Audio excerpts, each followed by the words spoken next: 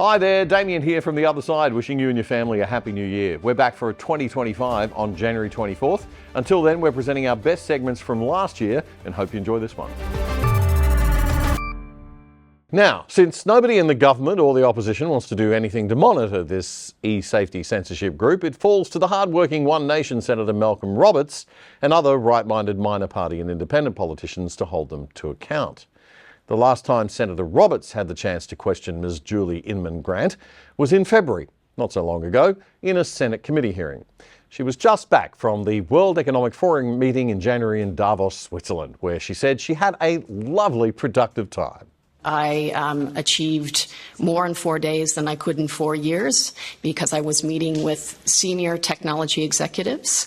I was talking directly to the people who were building AI and immersive technologies and asking directly to the decision makers what they were doing to make their platform safer.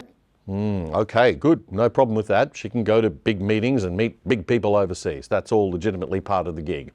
Senator Roberts then asked the Commissioner about a letter that she sent to Twitter after she got back in February regarding 62,000 banned Australian Twitter accounts. It was reported that 62,000 previously banned users, and to be permanently banned on Twitter, you have violated the policies pretty egregiously a number of times. So we asked them the question, and they responded.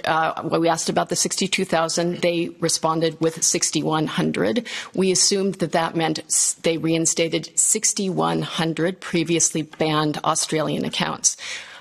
Which wasn't in the manner and form of the notice and the question in which we asked them. But they didn't name what those specific ones were, but they did tell us that there are no additional safety provisions, even though they have been permanently banned for online hate in some cases. It seems to me, Ms. Grant, that you're assuming the previous bans were in order.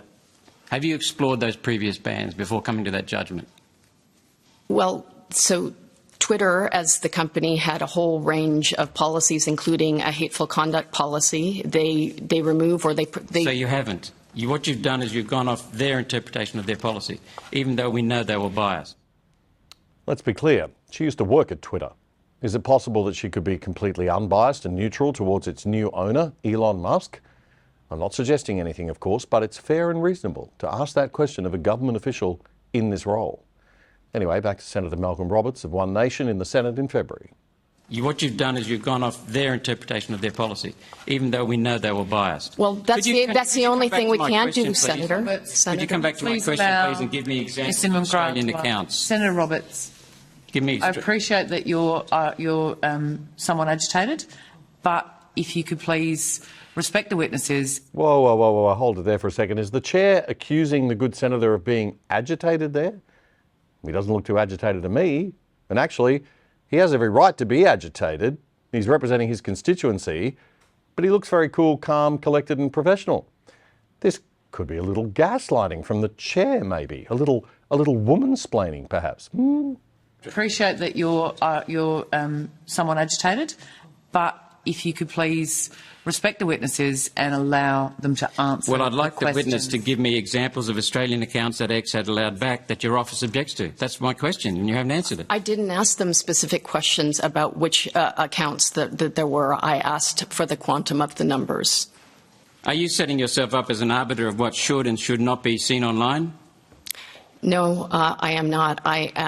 I've been designated by the government to serve as the Esafety Commissioner and remediate harms of online individuals that have experienced online abuse and in most cases have reported that abuse to the platform. The platform hasn't enforced their terms of policy, so we are there as a safety net or a backstop to help remediate that harm.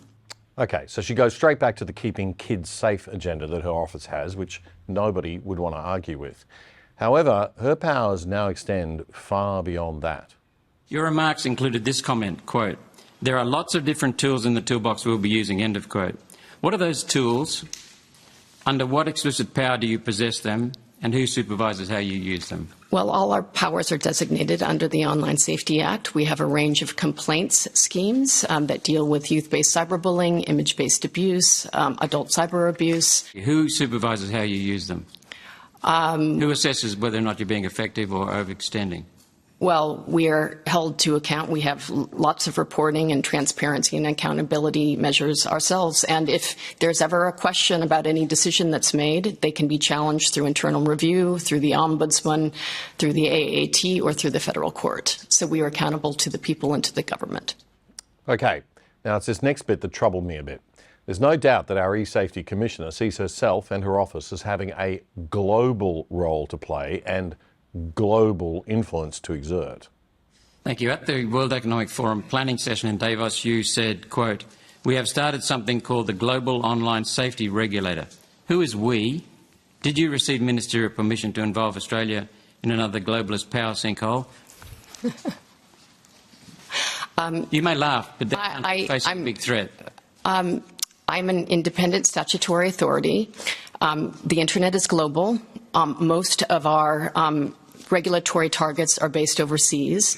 And for more than 7 years, we were the only online safety regulator in the world. Now, we use the tools that we have and we can be effective, but we know we're going to go much further when we work together with other like-minded independent statutory authorities around the globe. Now, all of this is fine if, and it's a huge if the powers of these e-safety regulators are carefully monitored and curtailed. But I don't get the feeling that there's a lot of humility going on here or a willingness to be sure to protect the freedom of speech. Do you? I don't hear words from the Commissioner like balance and care to protect free speech or anything like that.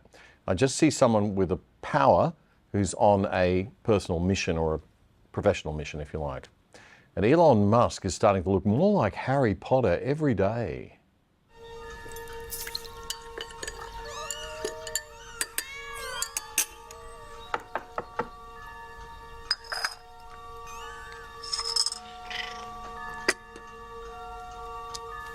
Come in.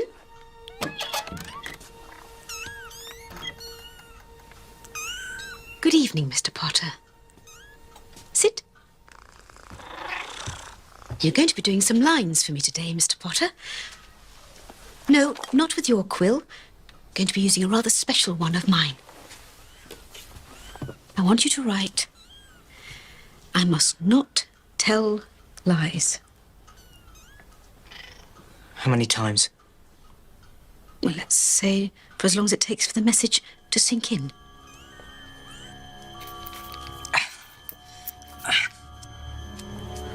Yes?